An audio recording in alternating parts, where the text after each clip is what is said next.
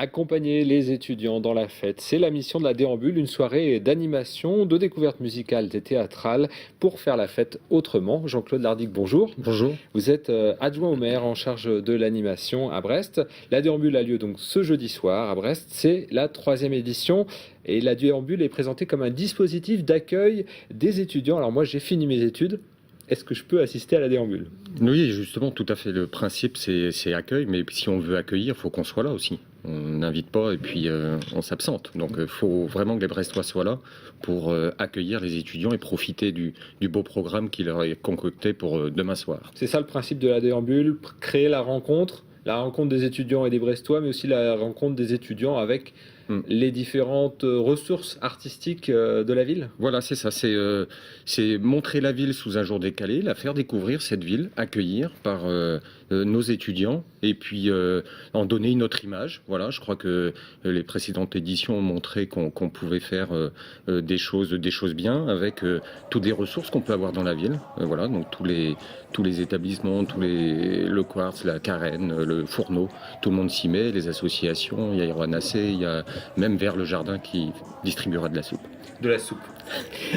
Où ont lieu les animations Alors les animations pour cette édition, on essaye d'un peu de faire évoluer tous les ans, on ne veut pas rester au même endroit, donc cette année c'est sur un nouvel espace public qui nous arrive, c'est déjà toute la rue de Siam.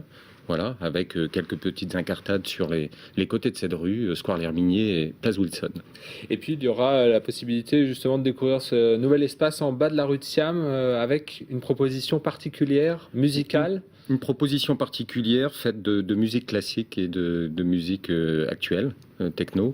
Voilà, avec un orchestre de Saint-Renan et puis avec des DJ.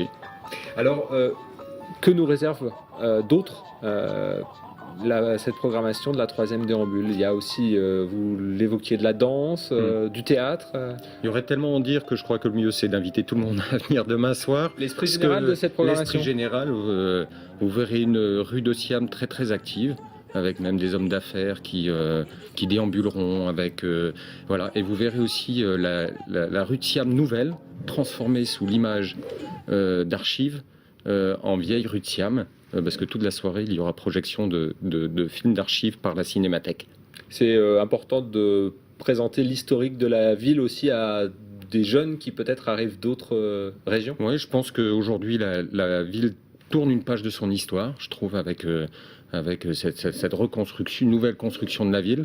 Et c'est bien aussi de rappeler que cette ville a une histoire, et parfois une belle histoire, pour tout ce qui a pu s'y passer, au-delà de la question de sa destruction. Mais avant, il y a quand même eu il y a de belles choses à raconter.